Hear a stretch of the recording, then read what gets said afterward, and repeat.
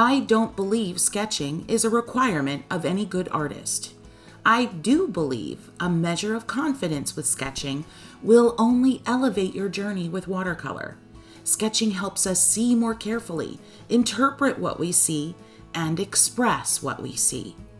Basic shapes are the saving grace of sketching, no matter the subject matter.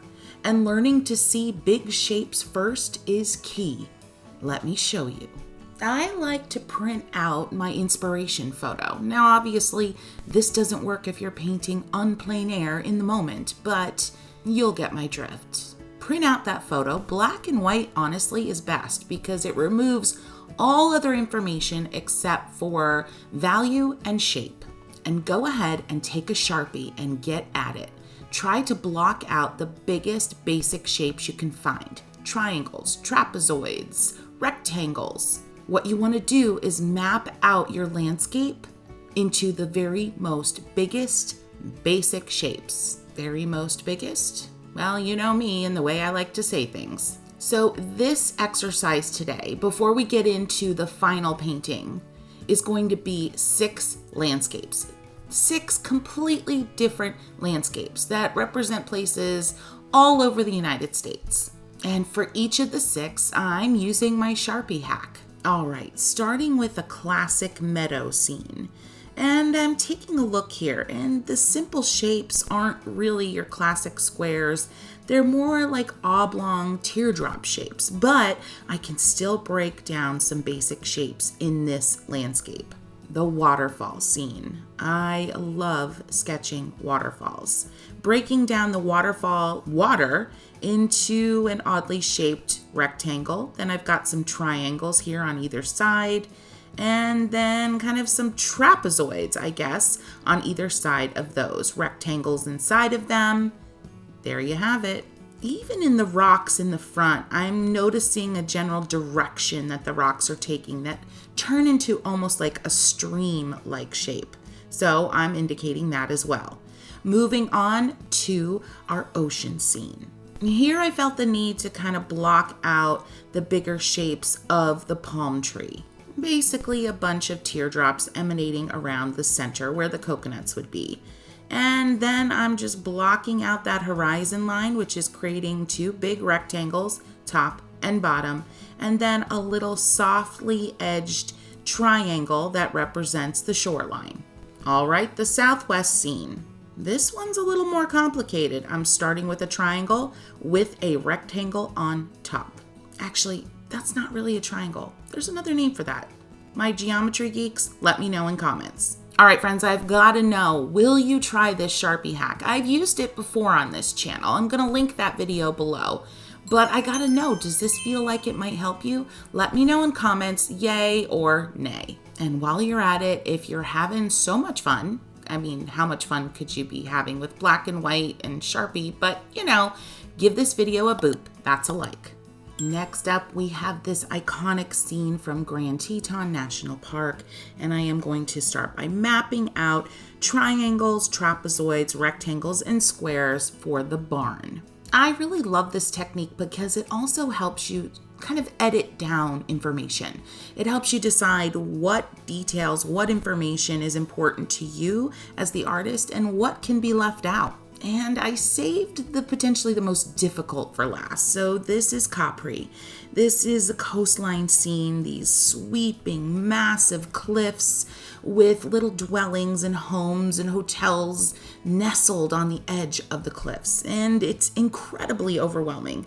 But break down the basic shapes. Try to look at the big clusters of homes. Do they make up a rectangle, a triangle? And as you can see with my blocking, they do. They definitely do. Those cliffs in the upper edge can easily be turned into trapezoids and soft-edged rectangles, triangles, and then the main area where all of the homes are, there's actually one big triangle that I blocked out. Now remember, friends, I'm going to choose one of these after I've worked in some watercolor washes and figured out which one is the one that is inspiring me the most, and I'm going to evolve it into a more completed painting. So stick around. Now it's time to go in and give each of these their own life on a fresh sheet of watercolor paper. Some of these I'm starting with pencil to block out the shapes. And remember, I'm looking back at my Sharpie mapped out card, and I'm using that as reference as I sketch. Some of these I'm going right in with my fine liner because I'm feeling a little more confident, but don't feel like you have to. And when I'm done with the fine liner, I'm erasing out those pencil lines. Now this style for me today is more of an exercise. So it's sketch, outline, watercolor wash. But this is a style. This could be finished artwork. And some of these you will see, I kind of like them in the end. I really like the way they turned out as more finished pieces. But if this isn't your style and you're more realistic, you like a more evolved painting, you don't like the outline style, I beg you to stick with me because wait until you see what I turn the final painting into. Now, as I'm evolving these sketches, each of the 6, when I add the fine liner moments with my pen, I also add texture. Like for example, in this ocean scene, I'm adding a lot of linear detail into the palm fronds of the palm tree. So take this opportunity to add texture, dots and dashes, stippling, which are the dots, cross hatching, all the things that you might think represent texture in an interesting way. Now is the time to add it. And if you're curious about cross-hatching and stippling and all the things, I'm going to link a video below where I'm sketching flowers in a very similar way, and I talk a little bit more about the techniques I use to add texture. Something to think about is how you hold your pen. Don't feel like you have to hold your pen or your pencil in the exact same way that I do. Every way that each artist is going to hold their pen or their pencil in a way that feels comfortable for them. So certainly try it the way that I do it, but don't feel like you need to stay there if it feels uncomfortable, and there's other ways that feel more comfortable. I'm now into the Southwest scene, and I'm adding a lot of linear detail to represent those kind of faces or shards of rock that have come off of a rock surface. That's one of my favorite details with Southwestern landscapes where there's a lot of rock formation. So I'm going all in with that detailing. This particular approach, again, remember, it's an exercise that's leading to a final painting. But I'm also taking this time to figure out how I want to edit shapes, edit textures. I'm not trying to add in all the things. And I think that's the number one tip I have for you today is this. Let me say it again. The number one tip I have for you. You don't need to include all the things. When you try to look at all the details in a scene, when you try to think about how to capture all the details in the scene, you can get overwhelmed really quickly. That's why we start with the big shapes. That's why we figure out what can we edit out, what can we keep, because not all of the detail is necessary for a successful finish. Wrapping up with my coastline of Capri, and friends, I mentioned this one is probably the most difficult because there is so much going on. The one thing that I noticed as I sketched in the basic shapes that I had blocked out during the Sharpie portion of this was that the homes, the dwellings, the hotels in that complicated area right in the center, the ones that are front facing towards the ocean, those are kind of on a curve. And once I figured out that curve, it made it all feel much more convincing.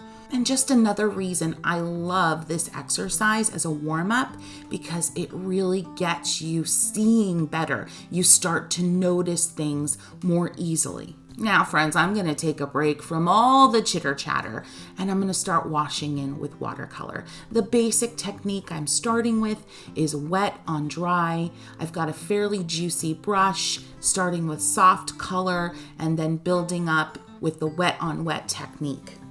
Enjoy.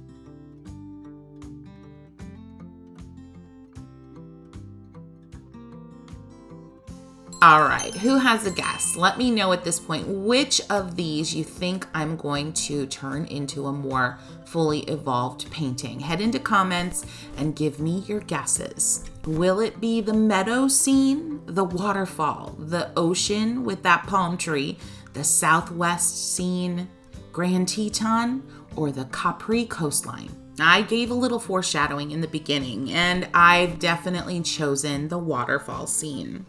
My husband and I traveled to Iceland a few years ago, and I still dream about going back. And the one thing that sticks out in my memory most are the incredible waterfalls. So here we go. I'm going back to my map out, my Sharpie map, because it's going to give me a lot of information about what I want to keep, what I want to edit out, and how I want to create this composition. And yes, I am really still looking at those basic shapes. I'm being a lot more careful because I know starting out that I want this to be a little bit more of a realistic scene. It's not going to be the outline, line and wash style that I've been using in the exercises. So when I say I'm being more careful, I am just evolving some of the shapes a little bit more thoroughly than I did with the exercise. Some of the rock formations that I omitted in the exercise, I'm bringing them back in here.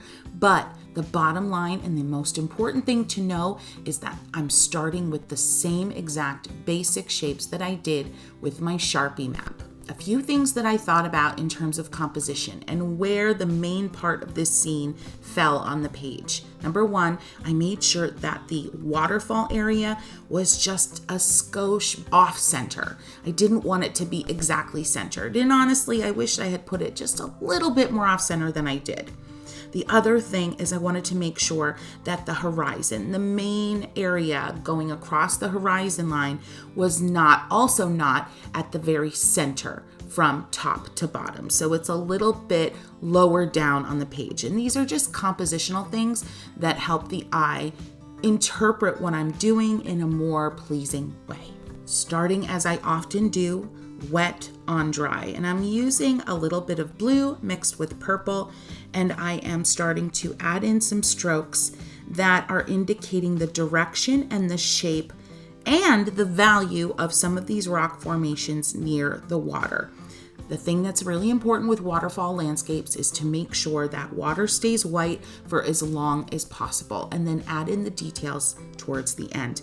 I have a pretty dry brush here, and that is helping me get some instant texture, which I definitely want when I'm indicating the look of stone. Getting into the green quickly, I rinsed my brush a little bit before going into the green. There's a little bit of the yellow from my palette, which is a fluorescent yellow, and a small touch of the blue. And as I'm painting out the green, I'm going back to my palette with a quote-unquote dirty brush and picking up some different greens from the palette. I'm thinking about the direction I'm holding my brush. Sometimes I'm putting down strokes that are going horizontally. Sometimes I'm putting down strokes where I dab and then lift up on the page. And sometimes I'm putting down strokes where I dab and stroke down. All of these strokes are intentional to create shape and volume. And I am looking back at my inspiration photo to see what kind of volume I'm trying to capture. Headed over onto the left side, adding in more greens. I'm noticing in my inspiration photo, the greens over there are a little bit more grassy, have a little more blue in them, so I'm getting that in there. And still really concentrating on that dry brush effect, and I love the texture that it's giving me. So I'm going with dry brush. This isn't a very juicy painting, which, if you've been around for a while, you know is a little different for me. Also, for me, it's important to establish that horizon line, which I did there with just a little bit of dark whatever was on my brush, and that gives some visual stability overall. All right, who is loving this landscape wonderland that we've been in? If you are, give this video a boop. That's a like. It really helps others who might want to get in on the landscape party a chance to find us a lot easier. And friends, while we're at it, let me know, Which of these scenes are you thinking about trying yourself? Or maybe you have a different landscape in mind. Head into comments and I want to hear it. As I'm working on this and as I'm choosing my colors and as I'm thinking about how much water or pigment or the intensity of the pigment I'm adding to my brush, I am looking back at my inspiration photo. So darker areas, I've got more pigment on my brush, a little bit less water. Lighter areas is the opposite. I've got more water on my brush and less pigment. You'll notice that I'm going right into certain areas, like right next to that waterfall. It's incredibly satisfying for me to see the contrast between the white of the water and the darkness surrounding it. So I'm breaking that watercolor rule where you start light and build up to dark. When I want broader strokes with my dagger brush, I'm using the curved edge. When I want the thinner strokes, I'll twist the brush in between my fingers and use just the tip. If you're using a non-dagger, a round brush, you can do the same thing, except you'll need to hold that brush a little more perpendicular if you want to get the fine lines from your point. Going in on that right side, still loving that dry brush, which I can't believe. I'm just not typically a dry brush kind of gal, but it's just working here and I'm loving it. All right, it's time heading into the water, the reflections. And I know this can be nerve-wracking, but just stick with me. I'm using my 3/4 inch flat wash brush and I'm wetting the entire area. I'm not being super perfect about it, and I'm definitely not using a ton of water. I just want that area damp. I'm going in, I've got a little bit of a mixture of green, a little bit of blue, some brown. There might even be some purple in there, and then I'm dabbing. Some of my dabs are more linear, some are more of a press and drag down, and some are turning into more of a dry brush as the paint runs out. But the point is to let those dabs diffuse into the dampness of the paper. If you're not getting immediately soft, diffusing strokes, your paper isn't wet enough. No worries, rinse your brush out and you can re-wet that paper and get back to it. Going into certain areas with a brush that has the paint almost completely run out, and I'm spreading some of that color around to give the impression of that diffused water that's kind of running in the foreground of the inspiration photo. All right, friends, it's almost time to head in with the watercolor markers. These are Kiritake Zig clean color markers, and they are a real brush marker, which means the brush tip really feels like a brush. It's not a felt tip. I'm going in with this darker green, and I'm just starting to add some texture, add some linear details you can see there at the horizon line, and I often work back and forth with these markers and a damp brush. And I love the back and forth. A little bit of marker, a little bit of scratchy texture, a few dashes, dots, and then bring the brush in and smooth some of it out, and back and forth and back and forth. I think you can hear the excitement in my voice because it's real. These markers just make the whole experience of creating a more evolved, slightly more realistic painting that much more exciting. Now I'm getting brave. I'm going in with this marker. I always call it indigo. It's not indigo. I forget the name that the brand actually uses, but I'm looking carefully at my inspiration photo because I want to start getting in some of the detail that will indicate the stream of water coming up over this waterfall. Now in my inspiration photo, the stream of water is much more diffused and soft. I'm not going to go for that. I like a little bit more contrast. So my details are going to be a little more hard-edged than what's in the inspiration photo. I'm using a really light touch here, friends, with these markers. These markers are incredibly sensitive to pressure. So you can get a really fine line with very little pressure. And if you're wondering, how are these markers actually working on rough watercolor paper? You just have to use a little bit more patience, a little bit more tenderness with your stroke, and you may have to stroke over an area back and forth a few more times. If you go in all full-blown pressure on a rough watercolor paper with a watercolor marker, you're going to get a ton of texture and it's going to feel more like dry brush. This is, again, my favorite color in the entire line, this indigo blue. I use it often. I'm going into the mountainside. I'm adding some texture, some form defining linear detail where I follow the contour of the rock formation.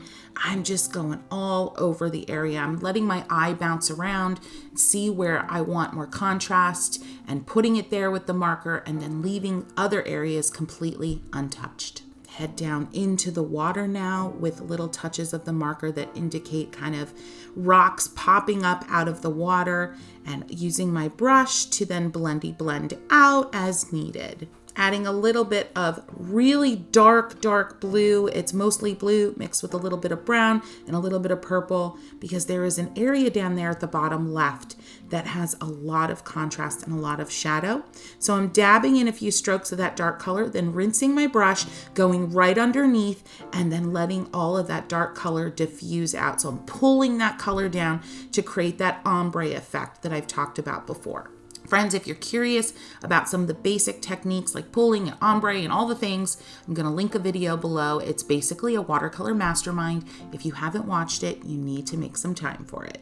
Heading back up into the green with this grassy green marker, and I am creating some of my signature kind of linear, vertical, and some horizontal marks that I love to do. This is something I do. It's more indicative of my style. Don't feel like you have to do it, but it's super fun to define shape, and it gives you a sense of realism, but without being too terribly serious. Heading back in with that indigo marker, I need to define that rock formation on the left-hand side a little bit. So I'm going around that green, mossy, grassy covered rock with a dark purple, and then diffusing it out with my brush and a little bit of clean water. Still feeling like I want that waterfall spray to have a little more detail, adding that in. Going back into the water. Again, you see how much I love this indigo marker. A few horizontal lines just to further define that water. But I'm really pleased with that water. And I'm making sure in my head, I'm telling myself, Christy, don't overdo it. Heading into the sky, friends, I'm going to keep the sky simple, and it's not going to be terribly realistic, but it is going to be convincing, I hope. Going in with my clean, damp 3/4 inch wash brush, just adding some water. I'm being careful not to bump perfectly up next to my rock formations and of course my waterfall area. And I'm just spreading that water out. You can see that my brush actually isn't perfectly clean. And that's nice because you can see where I stop adding the water. I'm going into the area where the mountains meet the sky, and I'm using this aqua marker to just rough in some color. Now, the marker is going onto wet paper, so you're going to quickly see the marker start to lose its vibrancy, and that's okay. Don't panic. It will come back. If you're not using markers, just use your brush and some paint and you'll be golden. I'm definitely using some dots and dabs. I'm adding texture to this sky and then going back in with my flat wash brush to blend in circular motions, to scrub back and forth, to just blend into the remaining area of the sky. And yes, my water on the page is drying. And yes, I'm getting kind of a dry brush effect in certain areas, but I actually adore it. Going into this wet area, this damp area now, over top with a teal marker. And I'm creating some extra contrast right where the sky meets the mountains. And because my paper is damp, that teal color is diffusing a little bit, but I'm going to force the issue with a damp flat wash brush and stroke upwards. I'm taking some of that teal into the water to kind of mimic the idea that that sky color is reflecting into the water. And then with a clean, very slightly damp brush, I'm blending it out. Adding a few little hints of birds with a simple V shape. Make sure your areas are dry before you add in those little V's. And friends, she's a done. Friends, if you do want more landscape fun, I actually have a full-scale class on Creativebug where I show you how to paint 2 different landscapes. I'm going to link it below just in case you're curious. And of course, head on over to this playlist. It's all the landscape pieces I've done on this channel to date. And I apologize in advance. You're about to head down a really fun rabbit hole. Until next time, friends, Happy painting!